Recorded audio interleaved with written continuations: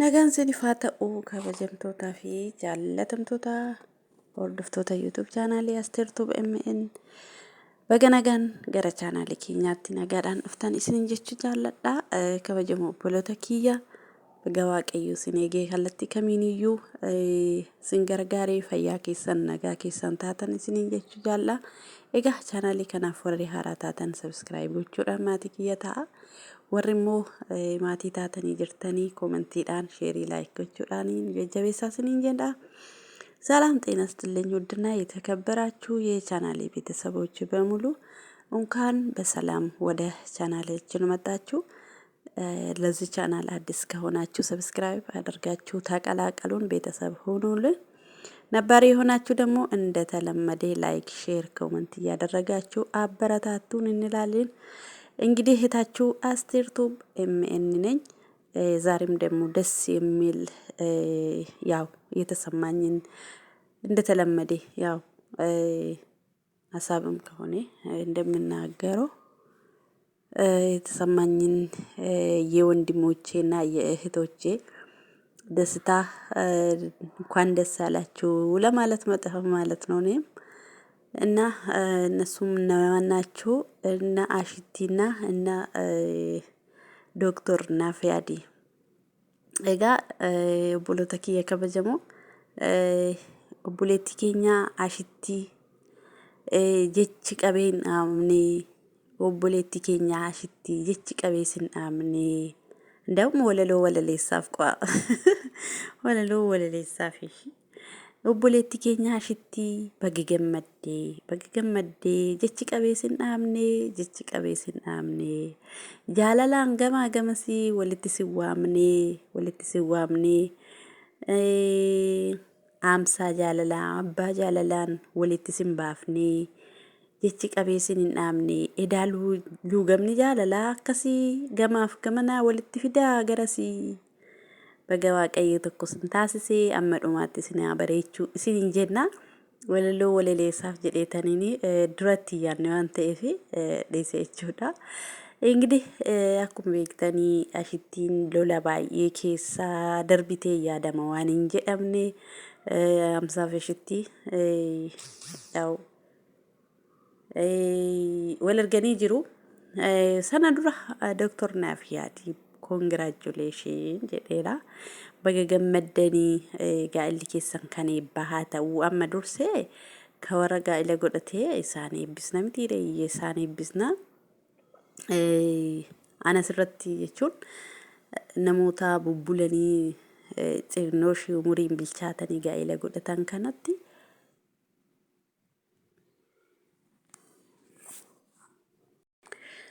egaa Dr. Nafiyaadi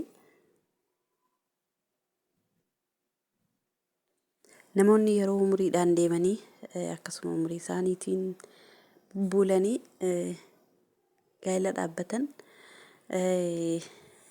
gaa'illi jechuun gaa'ila bilchaataa ta'a. Bakka nama yaada naanneeffatee ta'ee akkasitti bareeda jechuudha. Dhugaa dubbachuuf taanaan akkasitti bareeda. Fakkeenyaaf ijoollee waggaa 15 waggaa 15 waggaa 16 even waggaa 20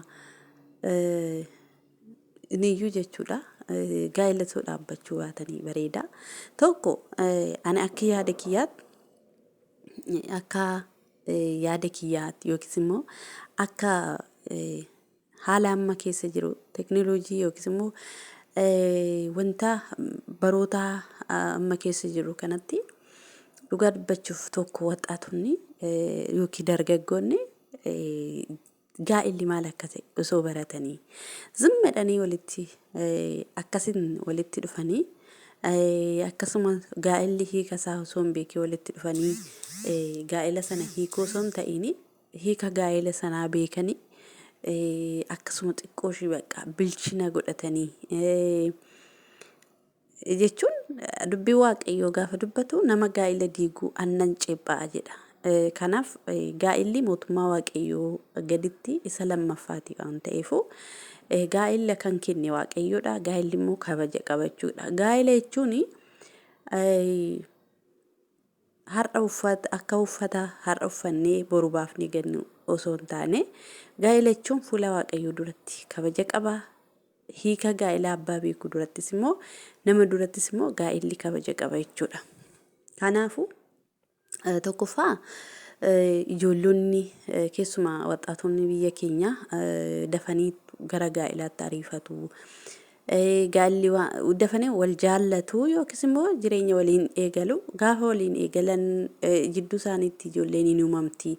Ijoolleen uumamtu kun isaaniyyuu ijoolleedha. Ijoollee uumuu ijoollee waggaa 15 waggaa 14 waggaa 16 20 akkas ta'anii ijoollee uumuu garuu waan ittiin guddisanii qabanii ofii isaaniifis rakkinaan guddatanii ammas immoo ijoolleen isaaniis immoo otoo ofiillee hin dabarsin deemanii ijoollees argatu jechuudha.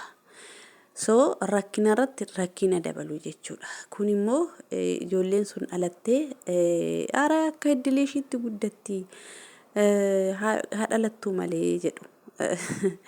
Garuu kun ta'uu hin qabu jechuudha. Innaa boru amma shamarran keenya biyya hambaa jirru nuti waan baay'ee yaadna jechuudha. Waan baay'ee boru ganaa gaa'ela keenyatti otoo hin galiini boru gaa'ela keenyaaf waan nu barbaachisu boru jireenya keenyaaf waan nu barbaachisu ganaa qusaaqusii ganaa otoo gara gaa'elaatti hin galiin nuti maal yaadna qusaaqusii gaa'ela keessatti nu barbaachisan yaadna jechuudha. Dhugaa dubbachuuf maaliif tokkoffaa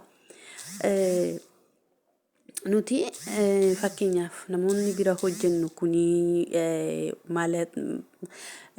maatiriyaali hundumaa kan guuttatanii waan hundumaa kan guuttatanii nutis illee yoo akka isaanii ta'uu baanne jireenya akka isaanii yoo ta'uu baanne gallee jireenya gadaanaa jechuun manni keenya kan tamollee quality isaa kan eeggate jiraachuu barbaanna malee jireenya kaleessa maatiin keenya dabarsan yookiis immoo jireenya gadaanaa dabarsuun barbaannu jechuudha. Kanarraan kan ka'e maal goona baay'ee gola ormaa hojjennaa. Bakka waan baay'eedha jechuudha. Kana jechuun maal jechuudha tokkoffaa shamarra biyya arabaa dhuftanii hojjettan asumaan karaa hundumaattuu waaqayyoo galateeffadha. Tokko sammuun keessan bilchaatee yaadni keessan bilchaatee hubannaa godhattanii jireenyi waan hundumaa qabee sirriitti qoraasee sin barsiiseedha. Kanaaf waaqayyoon galateeffadha jechuun barbaada. Fakkeenyaaf ani biyya kana yeroon dhufu ani obboloota kiyyas ani haadha kiyya hangafa waan ta'eef yaa'u baay'ee xixiqqoodha jechuudha. Obboloonni kiyya anillee biyya kana naan dhufu na deebisuuf ka'anii jechuudha. Na deebisuuf ka'anii maaliif hojii fi umrii ishii waliin gitu jedhanii na deebisuuf ka'anii ji'a tokko ilaalladhanii ji'a tokko ilaalanii እና baxaaniyyaa beektuuti baxaaniyyaa sana dachaasaa osoo hin jiru innaan dur dhufu sana jechuudha.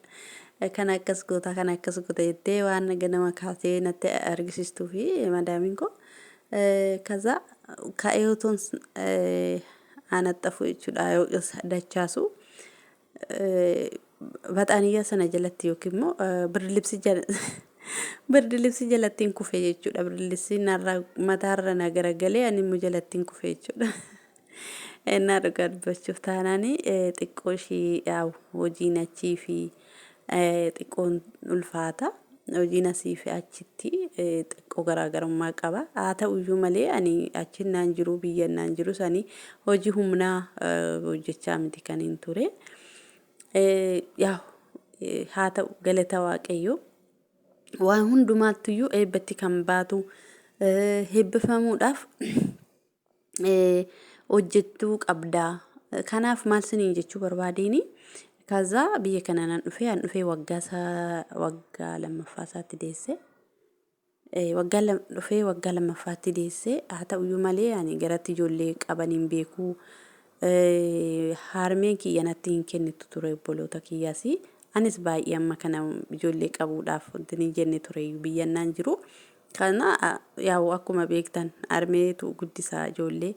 Innaa maal sinii jechuu barbaadetanii dhufee waggaa lammaffaatti gaaf deessu anaan na barsiisuudhaaf yookiin akkaataa mucaatti qaban akkaataa tuwwisan akkaataa geeddaran na barsiisuudhaaf waggaa maannoo ji'a 5 mana teessee yoon jedhee amantu tokko ji'a 3 eeyyama qabdi shin barsiistuu waan taateef jiini 3 eeyyama ishiiti jiini lamammoo ana barsiisuuf teessee jechuudha akkaataan guddisuu akkaataan itti qabu akkaataan mucaa sanallee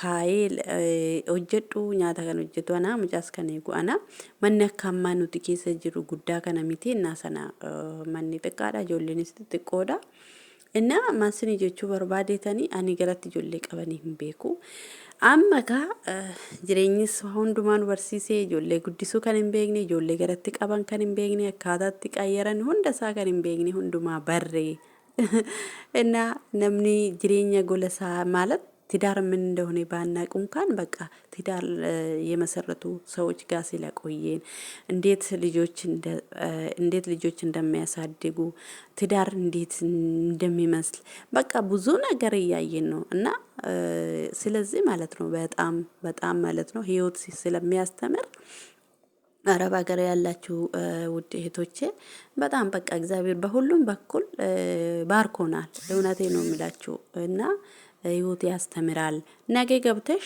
እያንዳንድሽ የአረብ ሀገር ሴቶች እያንዳንዳችሁ ምንም አዲስ የሚሆኑ ነገሮች ብዙ አይደለም አዲስ የሚሆኑ ነገሮች ብዙ አይደለም ማለት ነውና አዲስ ምንድነው ለኔ አዲስ የሚሆን እስኪ ምን ብላችሁ እናንተ ተረዱ እና እንጂ በቃ ትዳር እንዴት እንደሆነ እንዴት ባል ማያዝ እንዴት እንደምትችሉ ትዳራችሁን ማያዝ እንዴት እንደምትችሉ በቃ ለባላችሁ ጊዜ የምትሰጡበት ጊዜ ለልጆቻችሁ ጊዜ የምትሰጡበት ጊዜ ለራሳችሁ ጊዜ የምትሰጡበት ጊዜ ሁሉም ነገር እያንዳንድሽ ከመዳምሽ ተምረሻል እንዋሻሻለን አንዋሽም ሁላችንም ማለት ነው ከመዳማችን ኮርጂናል ማለት ነው እና የመዳምን አህል ባንጠቀሙ እንኳን ያው በቃ አቂሙን ባይኖረን እንኳን በቃ መልክ ስታይ መዋከ ጎረቤት የሚባለው ነገር አለ አይደል እና አንድ በቃ እንዴት ቤታችሁን እንደምትይዙ እንዴት በቃ ለራሳችሁ ጊዜ እንደምትሰጡ ለባላችሁ ጊዜ እንደምትሰጡ ለልጆቻችሁ ጊዜ እንደምትሰጡ በቃ ሁሉ ነገር ከመዳሞቻችን ተምረናል ማለት ነው እና ለእናንተ አዲስ ነገር የሚሆን ብዙ ነገር አይደለም ለማለት ፈልጌ ነውና ይሄን ሰበብ አድርጌ የተናገርኩት ምንም ሳይበስሉ ምንም ሳያውቁ ትዳር ምን እንደሆነ ሳያውቁ ልጅ ወልዶ ማሳደጋ ሲያጡ እርስ በራሳቸው ደግሞ ትላንትና የተፋቀሩ ተወደዱ ልጆች ዛሬ ደግሞ ሲጣሉ ሲታቹ በመሃላቸው የተፈጠረች ልጅ ሜዳ ላይ ጥሎ እናት የፈረደበት እናት ያቺ እናት ከልጅ ጋራ ትላንትና የምትማር ከሆነ ዛሬ ትምህርቷን አቋርጣ ከልጅቷ ጋራ ትንከራተታለች ማለት ነው እና ምን ለማለት ፈልጌ ነው ገና እድሜያቸው ሳይደርስ ወይ ስራ ሳይዙ ወይ ትምህርታቸውን ሳይጨርሱ ያለ እድሜያቸው ወደ ትዳር የሚገቡ ወደ ፍቅር የሚገቡ ልጅ እስከሚወልድ ከሚደርሱ ትዳር ሳይመሰርቱ ትዳር መስርተው ደግሞ ትዳርን የሚያፈርሱ እና ጥልቅ አለውና የትዳር ሰጪው እግዚአብሔር ነው ትዳርን የሚሰጠው እግዚአብሔር ስለሆነ በጣም ስለ ትዳር ወይ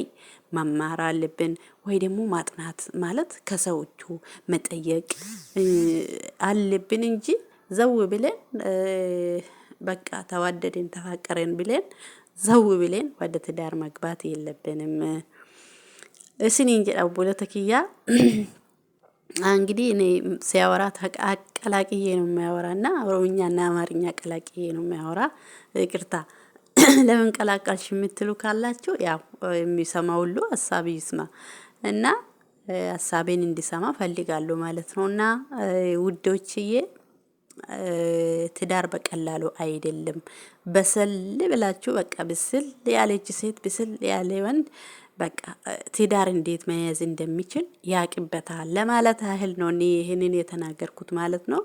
አሁን ዶክተር ናፊያዲ በጣም የበሰለ ሰው ነው። ስለ ብዙ ነገር ያስተምራል ታውቃላችሁ። እሷም ደግሞ እሱን የምትመጥን ሴት ናት እና እንዲህ ነው የሚያምረው ማለት ነው። እና ባንቾክል ጥሩ ነው። በሰል ብንል ጥሩ ነው። የበሰለ ጥሩ ይሆናል እና የበሰለ ነገር ስትበሉና ያልበሰለ ምግብ ስትበሉ ራሱ እኩል አይደለም። እና ማልጀቹ በርባዴ ከናፍ ጀናን ጋይለት አሪፈችው ሚቲ tokkoffaan akka amantii keessanitti gaa'ela sana irratti kadhachuu sinirra jira. Maaliif jennaan gaa'ela seentee baa'uu miti diiguu miti kennaa waaqayyoo situ naaf kenne waaqayyo sibira naaf ta'e kun namni kun sibira naaf ta'e abbaan fe'e ሺህ ወንዶች ቢጠይቀን ሺህ ወንዶች የኛ አይደለም። ከዛ መካከል የኛ የቱ ነው? እግዚአብሔር የኛ የቱ ነው? መቼም የሰው ልጅ እንትና አይደለም ቀምሰሽ አታዩ እና namni agadaa miti shonkoraa miti dhamteen ilaaltu kanaaf maanni wanti ittiin adda baafatu tokko jiraate kadhannaadhaan jechuudha. እና waaqayyo isa kan kee hin taane akkasirraa adda baasu isa kan kee ta'e immoo akkasiif adda baasu isa kana adda baafachuu kadhannaadhaanii jechuu barbaadeetanii kanaaf maaltu ta'a bilchaatanii gaa'ilatti galuu ni kan biraan immoo barachuu jechuudha. Tokko namoota gaa'ila keessa darbanirraa barachuu namoota gaa'ila dhaabbatan gaa'ila keessatti maaltu nama barbaachisedhani gaafachuu isinillee nutillee ijoolleen mana maadamii jirru gaa'ila keessatti maalit hargaa jirtu waan hundumaa wantumti isiniif haaraa ta'e wantooti mummuraasa waan ta'eef iyyuu isin jireenyu sin barsiiseera waan ta'eef amma kana waan itti dhiphattan hin jiru isinii jechuun barbaada. Isini kwaalitii qaaliidha waan ta'eef isiniin akka namni akka taraatti isin nun ilaalle nuti gatii qabeeyyota waan ta'eef isinii jechuun barbaada. Kanaaf akka doktor Nafiyaadii kanaaf akka obboleettii keenya nyunni maqaan ishii haadha manaa doktor Nafiyaadii kana akkasittiin hin bareeda warroon akkasitti bilchaatanii gaa'elatti galanii gaa'ela isaaniillee qabachuu beeku. Bakka akkanatti jechuudha. Akkanatti yoo ta'e tokko fakkeenyaaf amma jarreen kun yoo boru ilmoo qabaatanillee ilmoo isaanii seeraan barsiisuu jireenya gaarii jiraatu jechuudha. Garuu ijoolleen keenya hamma waxaatonni keenya hamma akka argaa jirtan tokko otoo hin beekanii ilmoon jidduu isaaniitti uumamti. Otoon beekamiin ijoollee jidduu isaaniitti uumamti ijoollee sana immoo waan ittiin guddisantu dhabamaa innaa sana waldii guddufaa bakka kanaaf gaa'illi itti yaadamee gaa'illi namni gara gaa'ilatti gaafa galu tokko barachuu qabaa waa'ee gaa'ilaa lammaffuun nama gaafachuu qabaa jechuun harsaa maalli akkamitti akka ta'e jechuudha. Kanaaf gaa'ilatti galuudhaaf ariifachuu miti tokkoffaarratti waaqayyoon kadhachuudha lammaffaarratti waa'ee gaa'ilaa maal akka ta'e barachuudha itti ariifachuu miti kaayyoo qabanne sana galmaan gahuudha jireenya buruu akkamitti akka jiraannu jireenya keenya gara fuulduraatiif waa tokko qabachuutu nurra jira malee akkasuma zawwu jennee gaa'ilatti galuu miti. Innaa namoonni akkasitti bilchaatanii gara gaa'ilatti galanii hin bareeda gaa'ila isaanii qabachuu hin danda'u isiniin jechuu barbaadeetanii. Sagaleen harka dheerase osoo hin beekini guddaanaaf galatoomaa yaada keessaniin immoo komentii irratti yaada qabdanna ibsa isinii jechuun barbaada yoon dogoggora koorraa na deebisaa kan ashittiirraa yeroo biraan ashittiidhaaf jechuudha ashitti yeroo biraan yaada irratti kenna ani ndawum jarreen kana sababeeffadheetanii yaadanuun sammuu kiyya keessaa qabu haasa'e jechuudha waan na dhaggeeffattaniif guddaanaaf galatoomaa kutaa lammaffaa waa'ee ashitti qabadheetaniin dhufa isiniin jechuun barbaada kabajamoo obboloota koo turtiin keessan walii waan ta'eef guddaanaaf ulfaadhaa eebbifamaa.